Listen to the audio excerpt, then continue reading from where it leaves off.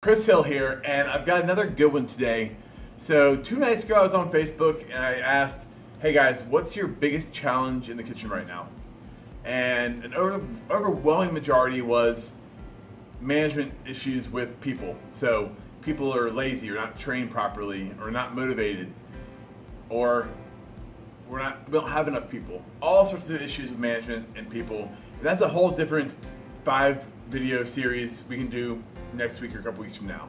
But number 2 was stress. Restaurants are stressful, especially kitchens. It's hot, it's enclosed, you have people right by you all the time, it's hot in front of you, hot below you. If you want to get stuff, you have your apron on, you have to like bend down. I mean, it's plus anything can happen at any time, right? So there's always these stressful things that are going to be happening, but we can't minimize them. And that's kind of the goal, I think, is to not get rid of it entirely. That's not possible. And in a certain sense, a little bit of stress is kind of good for you. It keeps you on your toes, keeps you maybe a little bit creative and thinking outside the box. And it doesn't make it feel like it's Groundhog Day, right? So anyway, I have 5 kind of keys to de-stressing your kitchen that I think you can apply today, and you'll see, maybe not quite overnight, but you'll see a drastic change over the next couple of weeks or month if you can apply this to the entire organization that you're part of. The first thing to do is, why do we get stressed, right? Like, it essentially comes down to like 2 factors that are kind of almost the same, and it's uncertainty. So like, something happens that we're not expecting. Oh crap, what are we supposed to do, right? The power goes out. Oh no. And number 2 is circumstances. And you can also use the power example. Like, oh great, the power's out now. What the hell are we supposed to do? So the uncertainty and the circumstances make things stressful, but they don't have to be as stressful as a lot of times we make them. And when we get stressed out, we have this adrenaline rush. It's this fight or flight response, and automatically we get juiced up and we can't think properly. So we start running around like crazy, doing dumb things. We start yelling at people. We start making a scene when, if we had proper strategies and ways to deal with them, then we actually probably wouldn't do that. So, the 5 keys. Number 1, whether you're at the top of the totem pole or at the very bottom, own who you are and lead by example. And I can tell you, I have not always been this guy. I have not in the least. I mean, the first couple years the restaurant being open, which is right down the street, I used to slam the door shut.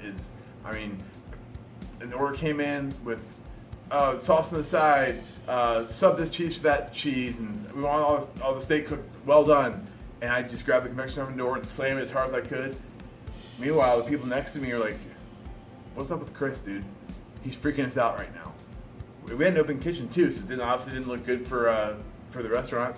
Everybody's like, dude, what's that guy's problem back there? It's not healthy for you, people around you, the organization as a whole. So own yourself. Own it. Lead by example. And number 2, do you have the proper staff to tackle the mission, the goal that you have at hand for the week, for the season, for the year? A lot of us don't staff properly or enough to where people can ask off for a couple of days off here and there, which is important. And I would encourage you, if you can, to give your cooks 2 days off in a row. Maybe that's a Tuesday, Wednesday, or it's a Sunday, Monday, but where they feel like they have a weekend where they can kind of have some time off to enjoy themselves, but also time to get shit done, right? Like, when you're supposed to go to the doctor or like to the bank, or when you have to work all the time. So you need time off, but then you also need to be able to cross-train people. And I think that's something also that some of us are really good at and some of us aren't. But if your grill cook doesn't show up on a Saturday night and nobody else can work the grill, you're screwed, right? So cross-train everybody everywhere. And obviously, I think you'll have a certain staple station where, hey, like, that guy is awesome, that chick is awesome on the broil station or on saute. But if she's not here, can somebody else fill her shoes, right? So cross train, you need to make sure you have enough people, and you need time off. You need to be able to enjoy yourself. So that's number 2. Number 3 is systems. Systems are key for any restaurant. This should be its own video category in and of itself. I can tell you the biggest problem we had when we opened the restaurant was we didn't have any systems in place. We were all working full-time somewhere else, and we kind of shoestring it together, and as a result, it was a long 6 months of kind of, all right, what are the recipes? We didn't have any to start out. Chicken salad, we'll figure it out. And so chicken salad, we had like a slightly curried chicken salad, and sometimes it was bright yellow, and sometimes it was a very small hue of yellow. So like, what's the recipe, right? But also systems are really important. So okay, the power goes out, right? Do we have a plan that we're gonna go by every single time it goes out? If we do, that makes it a lot easier. We're not running around screaming like crazy. So systems are key, and there's a lot less judgment calls that you have to make on the fly when you have some sort of standard and process and procedure that you go by versus, oh, this is, let's just try and figure this out. So systems are key. Number 4, this is kind of a tricky one, and some of y'all might not agree with me, and that's fine. I'd love to hear your thoughts, just leave them in the comments. But music. So for me, prep, I love music. I love the camaraderie of us, everybody kind of hanging out, you joking around, getting all the prep done. You have some fun rap or some country, some rock and roll. Or when you're breaking down, like it's been a long night, we're tired, let's put something fun on, right? And it's kind of the same camaraderie, but on the other end of the scale. But in the middle of the shift, for me, it doesn't work.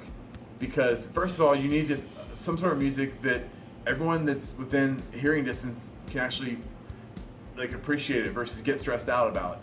Like a lot of kitchens have like the hard rock. I'm not a hard rock guy. If it's too loud, that's gonna stress me out. I can tell you it will. And it's a communication barrier, and it really keeps people from being able to, I think, do the best work with each other. So music, I think, can be very stressful.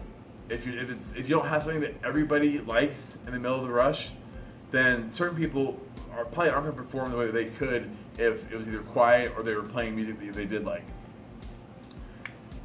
And then finally, number 5 is, and it kind of ties some of these together, it's the culture of the restaurant. So what do you represent? How do you treat your staff? Do they feel safe when they come in? Do they want to be there? Do they enjoy being at work? And if you don't have a good culture where people feel like they're appreciated, where they feel like they're valued, where they want to be there, then A, they're going to be stressed out all the time because they're not doing work that they really enjoy. Then B, you're going to be stressed out because then you're having to get somebody else to kind of cover their tracks, or maybe you're having to cover the tracks for them.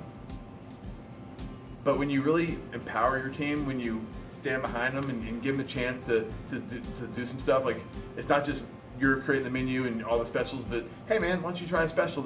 Let's all sit down and work on the new menu together. And they feel like they're a part of something, and then as a result, the culture, it's like, okay, something goes wrong, and this guy's gonna help that girl out because they like each other and they like working together, and they're a team, and they feel like they're a team. But only because they sat down at that table and collaborate together, only because they have conversations with each other and with me and with everybody else, and it makes it work. So it's really important to have a strong culture, because when shit hits the fan, that's when you need people to really stick together. And if you don't have that glue, you're done. So anyway, that's the 5 keys I have. If you have any more yourself, let me know. Hit the follow button here on Facebook.